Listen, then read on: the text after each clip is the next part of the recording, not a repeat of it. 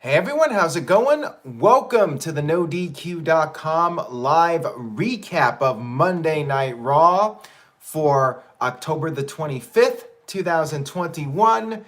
This was the season premiere of Monday Night Raw, but as the saying goes, the more things change, the more they stay the same. Let's go ahead and get to this recap. Shout out to everybody watching this, whether it's live or on demand. I appreciate your viewership and support. We had a new Raw intro, same music, but updated intro with the new roster for Monday Night Raw to kick off this season premiere. We had Big E arrive, the WWE champion, for a promo. He was hyping up the show, talked about the Houston Astros to get the cheap pop. He talked about King Xavier Woods. He gave some praise to his opponent at Crown Jewel, Drew McIntyre, and then he wanted to know who's next to face him. Whoo! Well, we had Seth Rollins arrive. Rollins was laughing, and Big E said that Rollins needs to go to the back of the line because Rollins lost to Edge.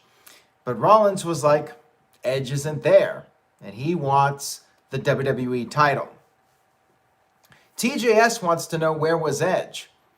Edge is at home. He's a family man. He's a part-timer. He'll be back when he's good and ready. So anyways, Rey Mysterio interrupted, which turned into one of these segments. Mysterio wanted the title. He had a funny line. He said, it's been a minute since him and Seth Rollins have seen eye to eye. Little throwback to their feud from Extreme Rules, the horror show. Rey wants his match, and he'll do whatever it takes. Then we had Finn Balor interrupt. Balor talked about all of his accomplishments, but he's never held the WWE title, so he wants it too. Then we had Kevin Owens interrupt, naturally, and Owens talked about how he won the Universal title in Houston. And furthermore, he pinned Seth Rollins to win that title. Rollins attacked Owens. We had a big brawl with everybody, and then Sonya Deville announced that the main event would be a #1 contenders match, fatal four-way, but not just any match. It would be a ladder match. Big main event for Monday Night Raw. I'm not the biggest fan of the one guy promo interrupted, then another guy, but nice little setup here for the main event. Ladder match. You know, we haven't seen a ladder match on Raw in a while. I'm all for it. Marquand 1976 with a $5 super chat. Thank you very much for that. I appreciate it. Says, Edge is home installing a better security system. You could be right with that. Edge has to make sure that his next opponent doesn't try to copy what Seth Rollins did. There are the copycats out there. You very well may be right on that. They should do like a little vignette. Edge at his home installing a new home security system. We had our first match of the evening. New era, but it's just SmackDown on Raw. We had the Dirty Dogs, I'm still not a fan of that name, versus the Street Profits versus the Alpha Academy. 3 SmackDown teams now part of Raw. You know what? You're going to do a draft. How about shaking it up and doing some different matches? Like, is it really different when you're just doing the same old SmackDown matches on Raw? So anyways, pretty decent match here. Profits cleared the ring for a while. You had RK Bro watching backstage in WWE style where they're standing sideways facing the camera. Dirty Dogs got control for a while. Then the Profits got back into it. American Alpha double-teamed Dawkins, but Ford made the save. Ford did a big dive to Otis, but then Omos arrived. Omos showed up, And since it's a triple threat, there's no DQ. And Ford got attacked. Dawkins got punched out. And then Ziggler and Rude hit the spinebuster zigzag combo and picked up the victory to get a match against RK Bro. Interestingly enough, WWE originally advertised a match between RK Bro and AJ Styles and Omos, which made no sense whatsoever because RK Bro won the titles at SummerSlam and then they won their rematch at Crown Jewel. So why would AJ and Omos get a third match? So they did change that, but I mean, this is kind of predictable because later on in the show, Dirty Dogs would go on to face RK Bro, and does anybody really think the Dirty Dogs are going to win the titles? Let's see here. Psycho Jet Black with a $2 super chat says, best home invader, Edge, Triple H, or Rollins?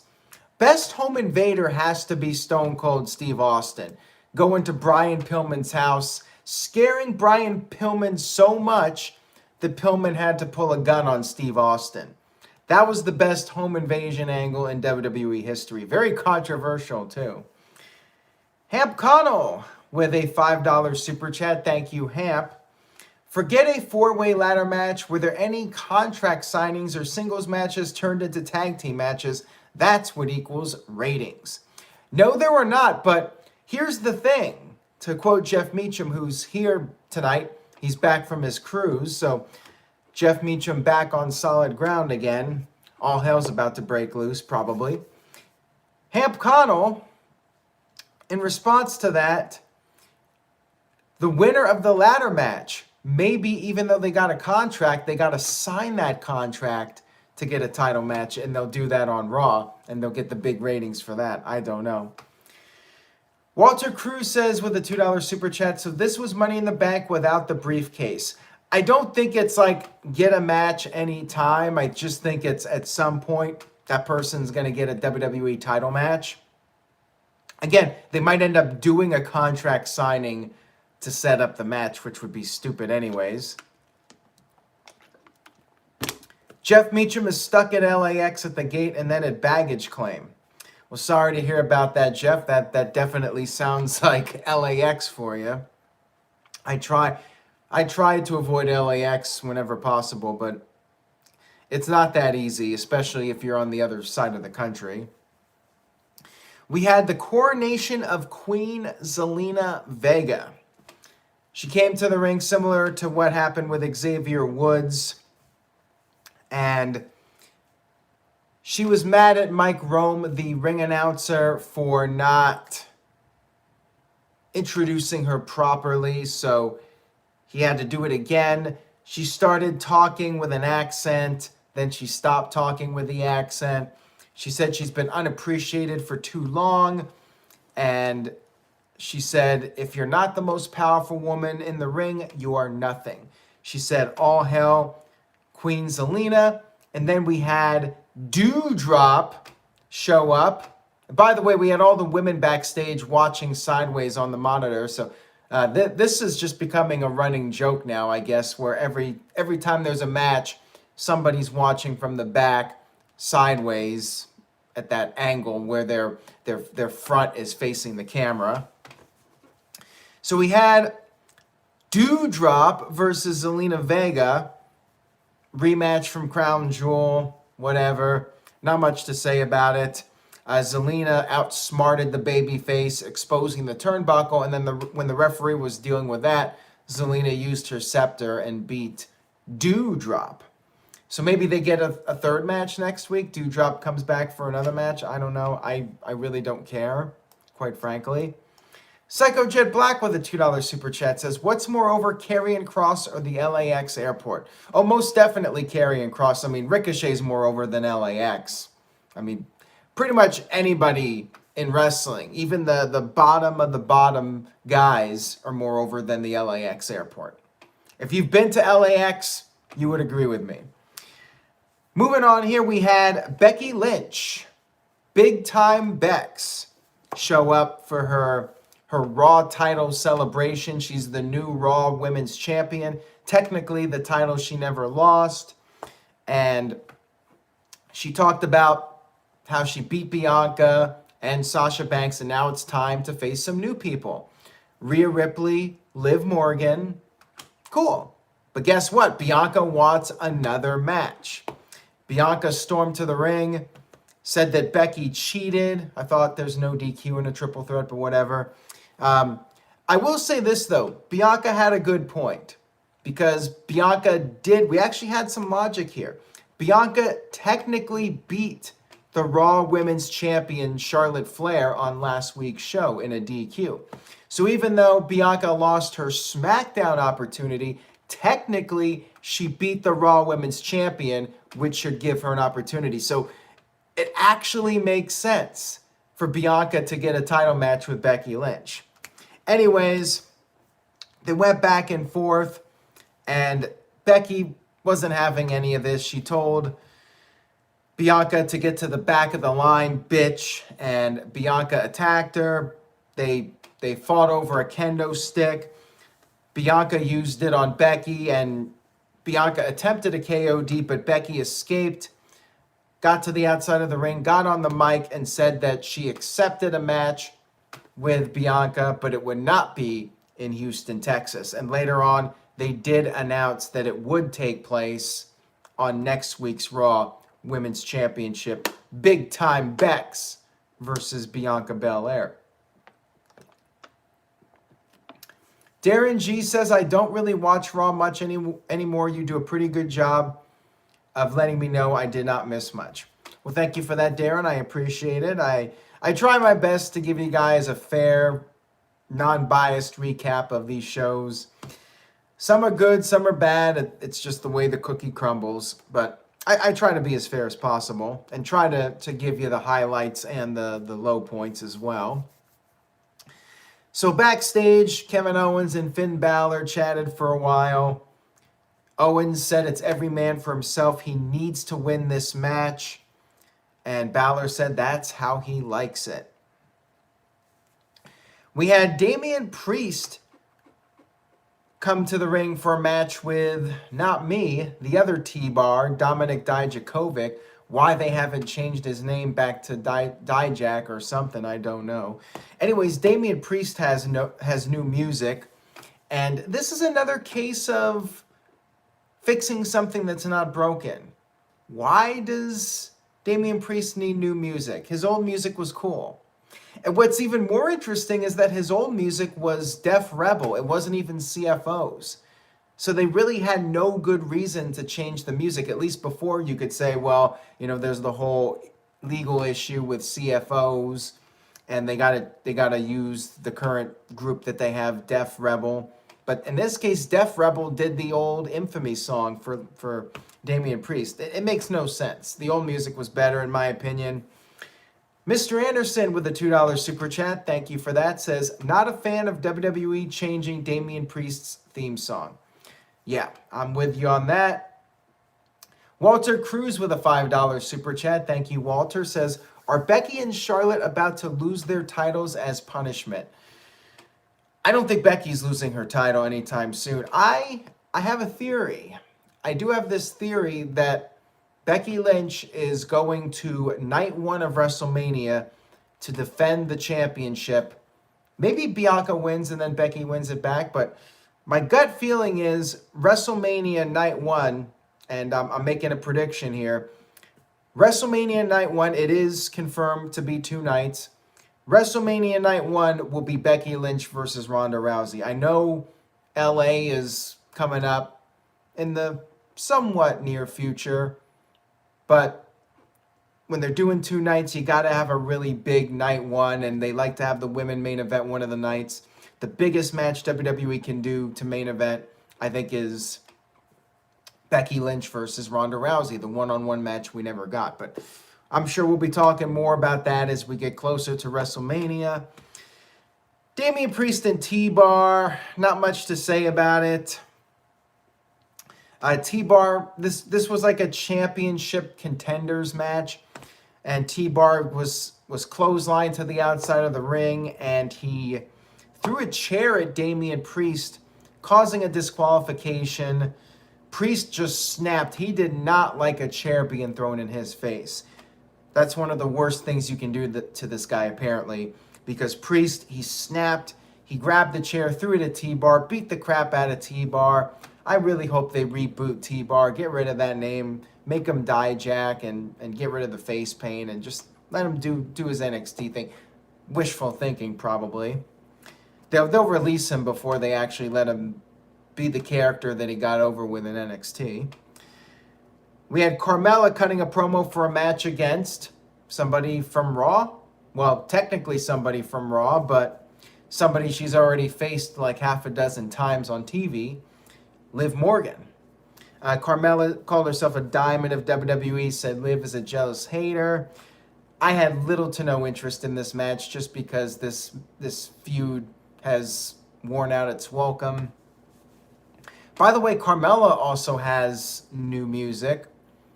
Again, fixing something that wasn't broken. Her old music was fine. I actually thought it was a pretty decent replacement. Her old music was a decent replacement to the Fabulous, however you spell it. I wasn't the spelling bee champion, so I might have spelled that wrong. Psycho Jet Black with a $2 super chat. He's a T-Bar because WWE sees him as a jobber. I do not appreciate that comment, Psycho Jet Black. T-Bar is a name that should have some prestige behind it. It's not meant for a jobber. It's meant for a champion, damn it. Anyways, back to the match. I really don't want to talk about it because I just don't care about it. There was a funny moment in it. You know, Carmella was doing her trash talking and Liv smashed Carmella into the announce table right by Corey Graves, and then she mocked Corey. Of course, in real life, Corey and Carmella are engaged. Congratulations to them. But that was a funny moment. And then back in the ring, Carmella beat Liv Morgan with the X Factor. And are they going to wrestle again? They got to wrestle like 4 or 5 times on Raw now to match the amount of matches they had on SmackDown. I don't know. We had Keith Bearcat Lee up against Cedric the Entertainer. If they're going to call him Bearcat, get rid of the Keith. Just call him Bearcat Lee. I feel it's awkward to call him Keith Bearcat Lee every single time.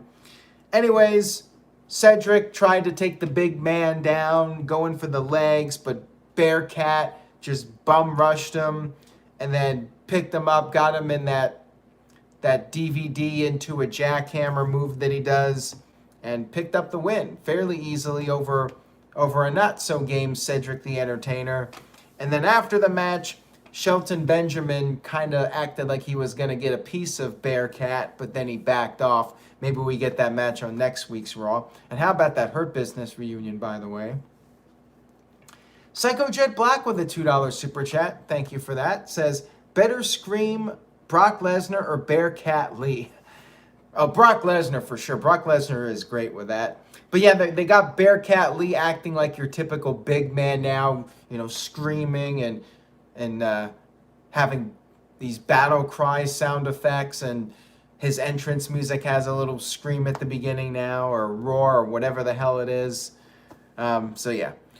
Why do I feel like in 2 or 3 years, whenever Bearcat Lee is gone from WWE, maybe he gets released in a year or 2?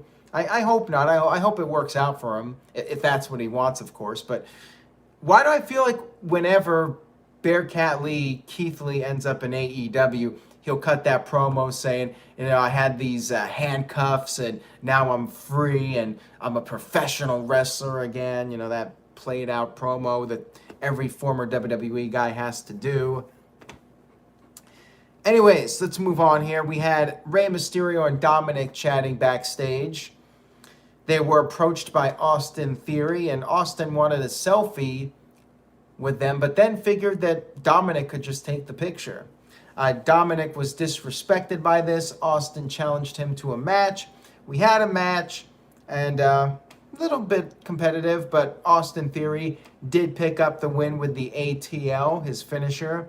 and then afterwards did a selfie and took a selfie with the referee arguing at him. That was pretty funny. So yeah, Austin Theory, so far so good. Having a pretty good run on Monday Night Raw up to this point. We had a little vignette for Veer. Veer coming to Monday Night Raw. How exciting. Backstage, we had Randy Orton being suggested ideas for Halloween by his tag team partner, Matt Riddle. Riddle thought maybe they could dress up like the girls from The Shining. And he said, hey, Randy, what dress size do you wear? They need to put out a t-shirt that says, hey, Randy. Because that's like Matt Riddle's new line that he uses every week just to bug Randy Orton. And then Keith Lee, I just said it again. Wow. Okay. Keith Lee, you're over here now.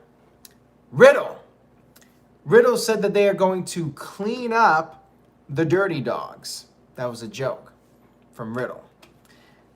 We had a tag team match, Dirty Dogs versus Riddle and Randy Orton. And Orton got a hot tag, but then he was thrown over the barricade. They worked over Orton for a while. Riddle got a hot tag. He missed a kick to Ziggler, but then recovered from it. And then Orton hit an RKO to Rude. Ziggler hit a super kick, sending Orton out of the ring. And then Riddle wrestled with Ziggler. They did a couple of amateur wrestling near falls. And Riddle got the best of Ziggler. 1, 2, 3. Riddle and Orton, no surprise, still the tag team champions. Psycho Jet Black with a $2 super chat. Thank you for that. Says, Randy Orton as Two-Face and Matt Riddle as the Riddler. Yeah, they gotta have a vignette. Like, I think they should film something this week and then show it on Raw next week. Riddle as the Riddler. You know, people have been joking about it. That could be his Halloween costume. He's the Riddler. They got to do it. They got to capitalize on that. And have Randy Orton as Two-Face. I like it. Perfect. They won't do it, but they won't do it because it's too entertaining, but they should do it. All right, so all we got left now was the main event, which interestingly enough went a really long time. They gave the main event plenty of time. They did not rush it. It started right around 10:30. Kevin Owens, Finn Balor, Rey Mysterio, and Seth freaking Rollins. Rollins got his entrance after the commercial break. Was that a giveaway of the finish? Well, let's talk about the ladder match. Pretty solid ladder match between these guys. Lots of fast-paced action. Lots of big ladder moments. There was even a table brought into play at one point. Big E was watching backstage, and Big E had pretty much his back turned to the TV and just had his head turned over looking at it, just kind of mocking the whole deal with how the wrestlers have to kind of face the camera while they're watching the television. Owens was very fired up for this. He was smashing his head into the ladder, and Owens got the upper hand on everybody early. He powerbombed Balor on a ladder. He laid out Rollins on a ladder and went for a swanton, but Rollins moved. Owens crashed and burned. But then Owens got back in it. He knocked Balor and Mysterio off the ladder. Mysterio got powerbombed through a table that Kevin Owens set up. Unbelievable. For once, the guy that set up the table actually got to put somebody through it. Usually the guy that sets up the table goes through it, but not this time.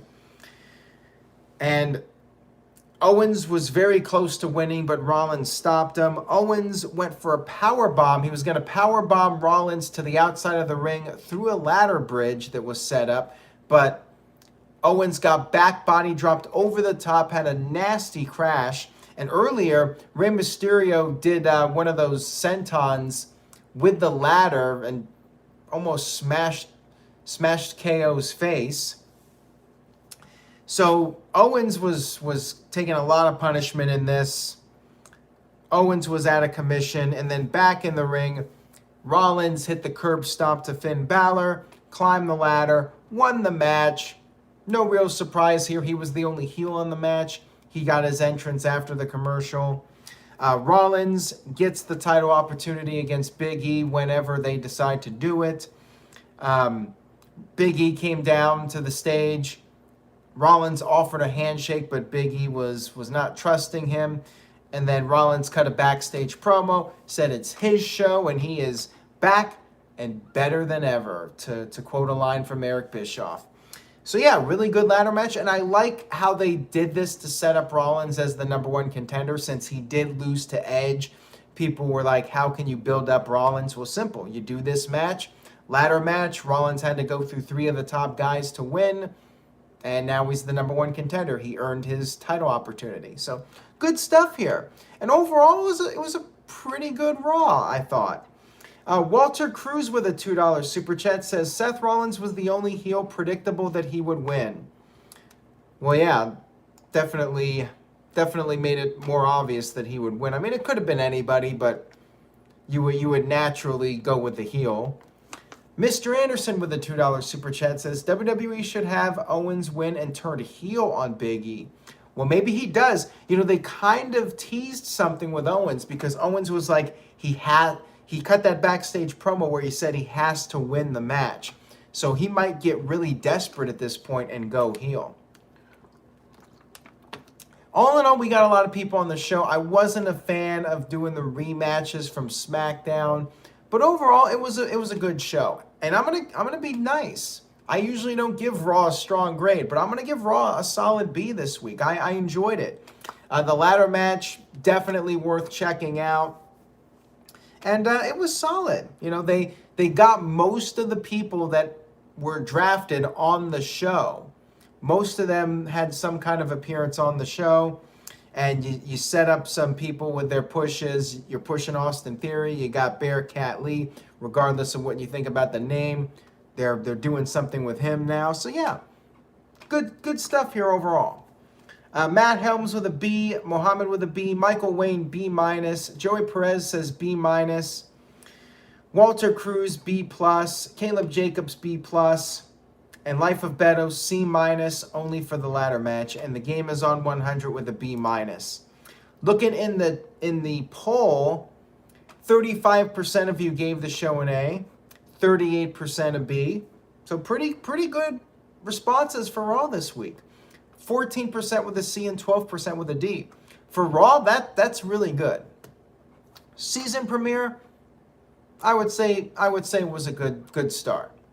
And you know, next week they set up something for next week too. Becky Lynch versus Bianca Belair. You got a reason to tune in next week. So yeah, thumbs up Raw this week for sure.